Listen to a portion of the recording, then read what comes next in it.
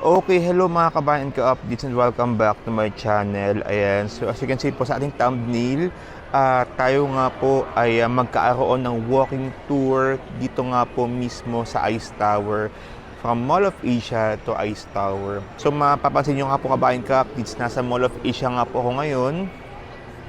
Ayan, nasa Mall of Asia po ako ngayon, okay. And gusto ko nga lang pong ipakita sa inyo kung ilang minuto nga ba, ilang minutes po yung ating lakad from Mall of Asia to Ice Tower. Okay, so ngayon po ay 3:42 ng hapon, kabayan ka-updates. So bibilangin nga po natin kung ilang minuto nga ba no ang ating lalakarin from Mall of Asia to Ice Tower. Okay, so let's go. So dito nga po ako manggagaling sa SM Dep Store. Okay.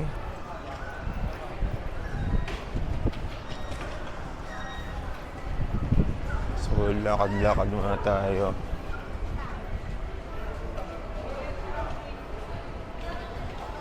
So ito po yung bridgeway kabayan ka-updates. Ito po yung bridgeway papuntang Ice Tower. No, so as you can see, ito po yung ating globe. And then, ayun po yung Ice Tower. Oh. Kitang-kita nga po sa ating camera. Yan po yung ating Ice Tower.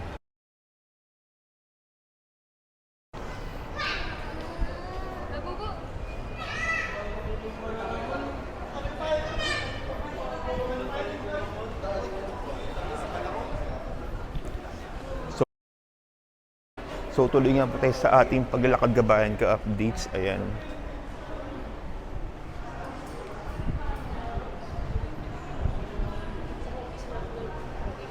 Alam niyo po kabayan ka-updates, until now, ang tagal-tagal ko na nga po nag-YouTube. Ito pala yung MOA Arena. Ayan po yung MOA Arena. Ito po yung mga terminal.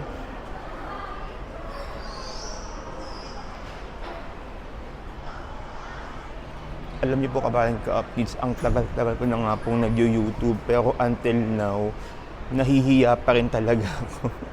Nahihiya pa rin talaga akong magsalita sa labas. Ewan ko, siguro talaga pag medyo mahiyain ka, bululin ka. Ayan, so medyo mahirap talaga talagang mag-vlog no, pag nasa labas ka. Okay, so pakita ko lang po sa inyo kabayan ka-updates.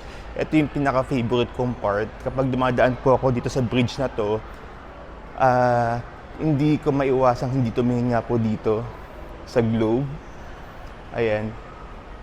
Ang ganda lang kasi, lalo pag gabi, ang gandang-ganda ako sa globe na yan. No? Kaya lang kasi, sad to say, mangyayari po, tatanggalin na nga po ito someday. Diyan na po yung magiging monorail po natin. Okay? So magkaaroon po tayo ng monorail going to Taft Station para madali na lang po ang life ng mga nasa LRT Taft na makapunta po dito mismo sa Mall of Asia. Hindi na po mag-jeep, hindi na mag-taxi, ganyan. So, monorail na lang po. Ayan. So, ito po yung Mall of Asia.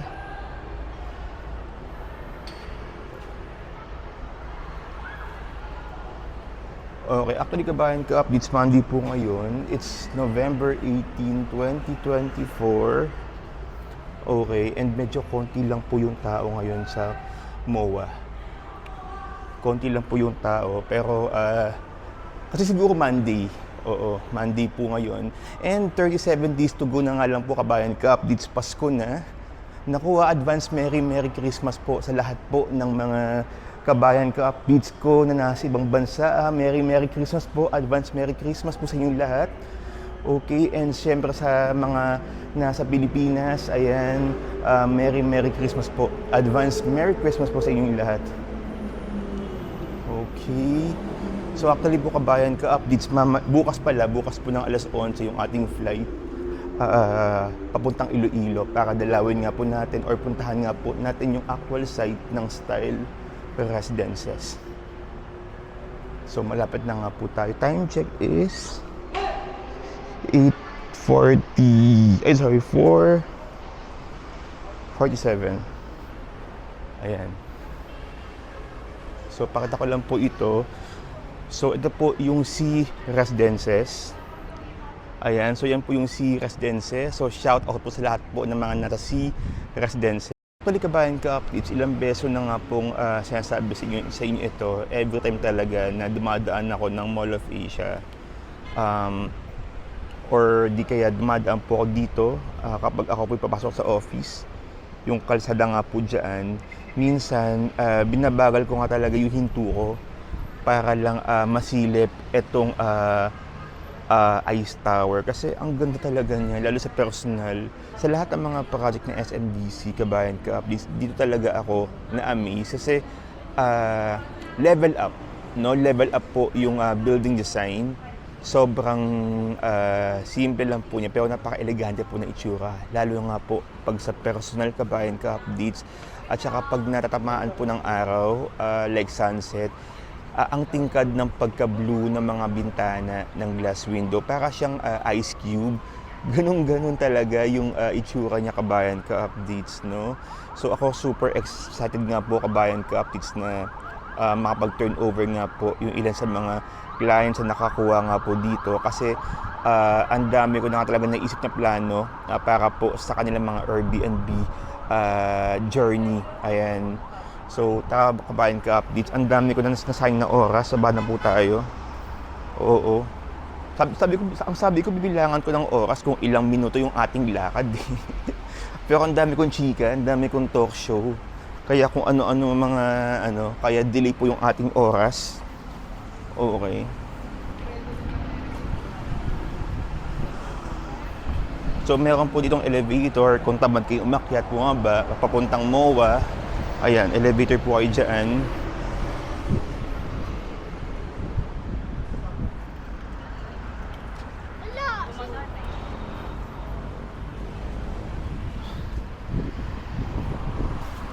So, ito po yung Globe.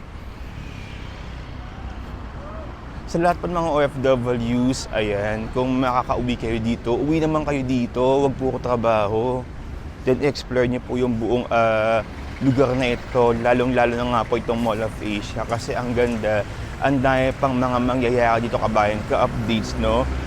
Siguro obserbahan po natin itong development na ito, siguro in 5 to 10 years, ang dami pa po mangyayari. Kung alam niyo lang po, hindi ako pwede mag-talk eh. So, I suggest sa kabayan ka-updates, no? Siguro mag-research kayo sa YouTube, ayan, para medyo safe po ako. Okay. So, tuloy-tuloy lang po ang lakad. So, ito po yung Shell Residences. Tapos yung katabi po is the Seal Shore Tree Residences. Tapos yung katabi is the Shore Residences, kabayan ka-updates. Ayan, nahaharangan po ng PTX. Ayan. Okay. So, diretso po ang ating lakad ngayon. Again, shout out po sa lahat po ng mga clients ko na kumuha sa Ice Tower, sa lahat ng mga ka-updates na kumuha ng Ice Tower. This is for you, para makita niyo po ang inyong pinaghihirapan.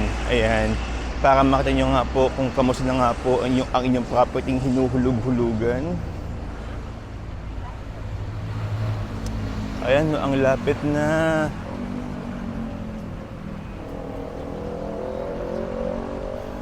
So, kabayan ka-updates nga pala, meron pala tayo ditong under. So, kung saan pwede nga ho kayong tumawid po dito, kabayan ka-updates. Okay, papunta sa kabilang kalsada. Kasi wala naman tayong pedestrian lane po dito. So, actually, kabayan ka-updates, kapag ako nga po ay nanggagaling sa Seal Residences at tatawid nga po na Ice Tower, yun po yung ginagawa ko. So, tatawid daw na Ice Tower. So, from Seal Residences, tumatawid nga po na Ice Tower. Okay. So, eto na nga po sa kabayan ka-updates. Ladies and gentlemen, the SMDC Ice Tower. Wow. Ayan, no, ito yung gusto kong part, yung tinatamaan ng araw, yung kaya ang sakit sa mata. Okay, yung tinatamaan talaga ng araw, etong glass window natin. Okay, so grabe, ang ganda niya, nakakatuwa.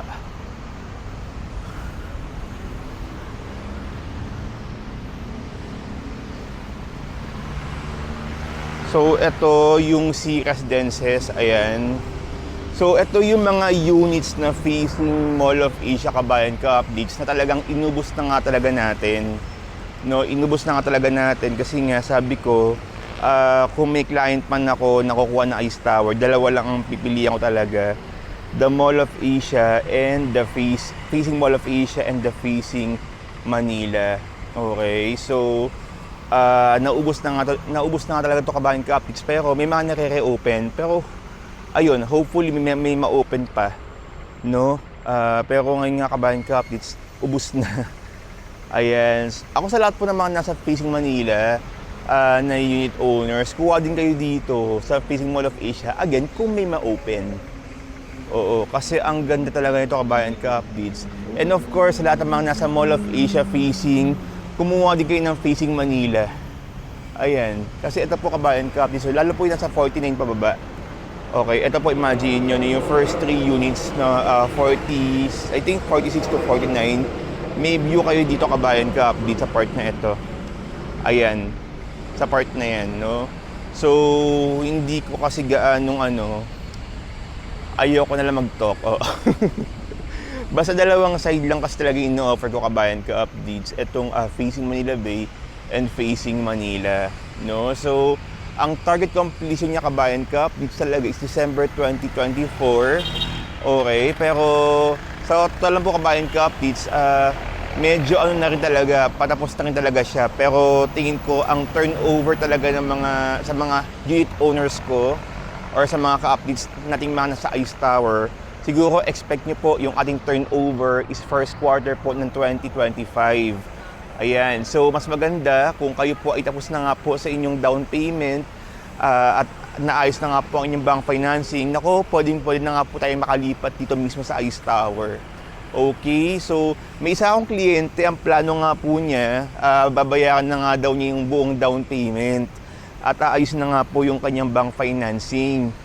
So siguro sobrang excited talaga niya na makapag-turnover at gawing opisina ang kanyang property. Ang plano ata niya kasi is gagawing office yung kanyang property. Okay, so we'll see, no? We'll see kung talagang gagawin nga niyang opisina or baka ipapa-Airbnb niya nga Kabayan Ka-updates itong Ice Tower niya. Okay, so punta po tayo dito sa ito po yung facing residential. Okay. So 5 nga pala yung facing natin Kabayan Ka-updates dito sa Ice Tower. 5 ang facing, may facing residential, tapos may facing Mall of Asia, tapos may facing Manila, may facing East. Yung facing East, yung katapat ng East building din po, no? Tapos yung meron din sa gitna facing amenity, ito yung mga studio unit. Okay. Pero Kabayan Ka-updates, alam nyo ba, kahit yung mga facing East natin, talagang kinukuha din ng mga clients natin, no? Kasi ang gusto nga nila, kahit anong mangyari, basta yung unit nila ay naka-facing East, maganda daw po ang pasok sa negosyo. Ayan, so kahit na medyo wala silang view, basta East, no, yung kanilang property, wala silang issue doon. Basta naka-facing East po yung kanilang property. Okay, so sabi ko nga po ganina Kabayan Ka-updates, yung facing Mall of Asia is sold out na. Okay, ang natitira na nga lang po is the facing Manila na merong 17 units. Okay, so tayo po ay maglakad dito.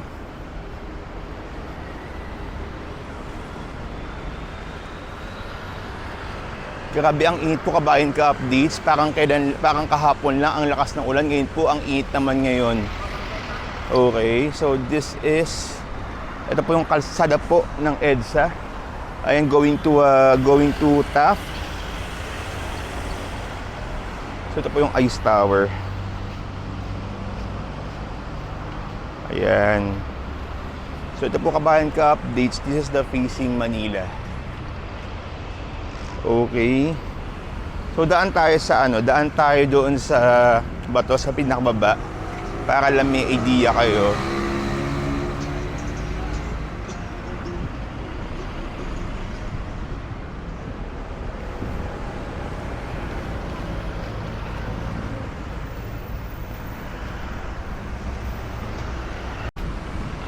grabe. Parang kahapon lang may pipitong bagyo. Ngayon sobrang init naman ngayon kabayan ka-updates. Pinagpapawisan talaga ako kabayan ka-updates. Pero okay lang, no? Okay lang. Kasi medyo masaya naman tayo sa ating ginagawa. Enjoy naman tayo.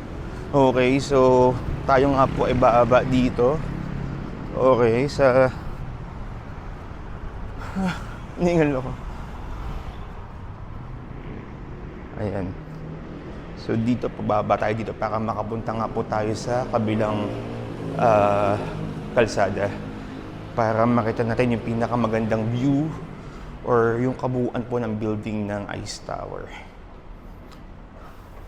Ang init talaga. Okay.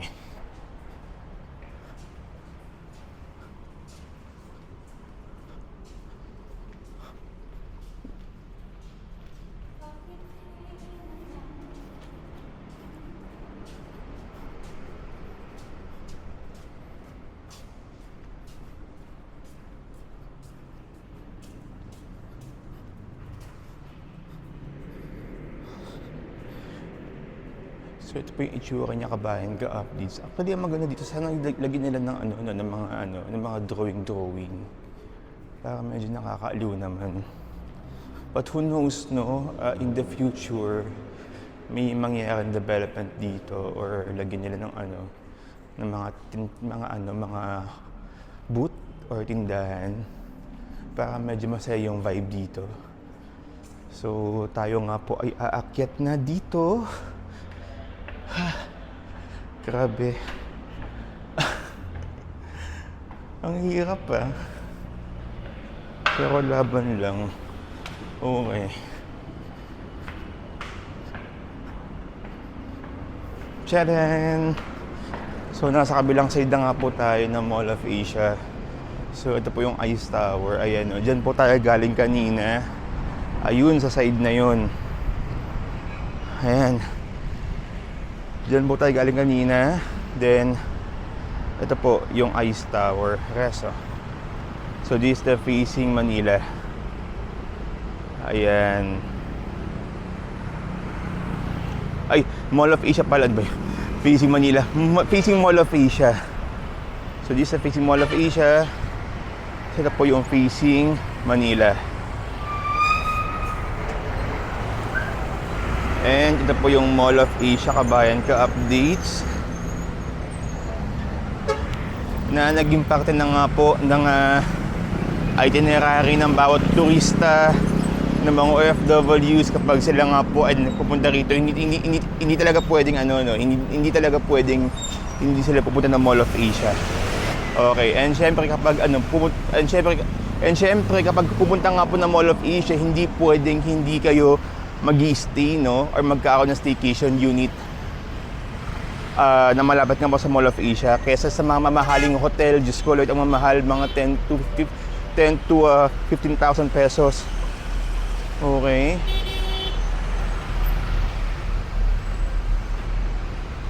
So, nagsisimula na nga po yung traffic kabayan ka-updates dito.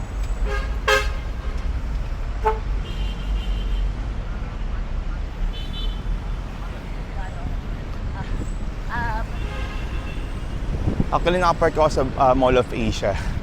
Ayan. Pero dati kapag nag-updates ako, sa open field lang, sa likod po ng 2 Tower, sa office po namin. Pero ngayon, sa Mall of Asia po ako nag-park. Ay, ang ganda. Ganda.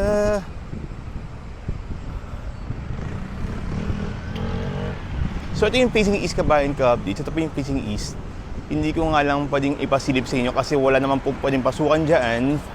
So, yan yung facing east natin. Yung part na yan, yung mga units po dyan. Okay. So, yan po yung Ice Tower and ito po yung Sale Residences. Yan. Ito. Okay. So, sa ating next video, dyan po tayo pupunta. But for now po, again kabayan ka-updates, kung kayo po ay interesado sa Ice Tower, kung Pero so yun po kabayan ka-updates, kung kayo po ay interested na mag-invest ng unit, no? Na pwedeng gawing Airbnb, pwede mong gawing opisina dito sa Ice Tower. Naku, bago kayo maubusan ng magandang unit, i-DM nyo na po ako mag-DM na po kayo sa aking WhatsApp number, 6391528143556391528143555, and allow me to help you kabayan ka-updates para maging part ka nga po dito sa Ice Tower Reso. Okay, again, this is the first residential office tower na ino-offer po ni SMD sa buong Mall of Asia.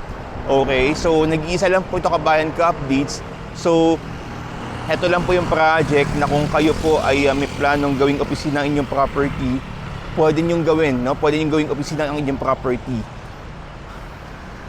Okay, so ito lang po yung project kabayan ka-updates. Again, ito lang po yung project na pwede nyo gawing office unit, no? So, alimbawa sa Makati, Ortigas, sa BGC, hindi lang po lahat ng project doon or na mga developments doon ay puro residential lamang.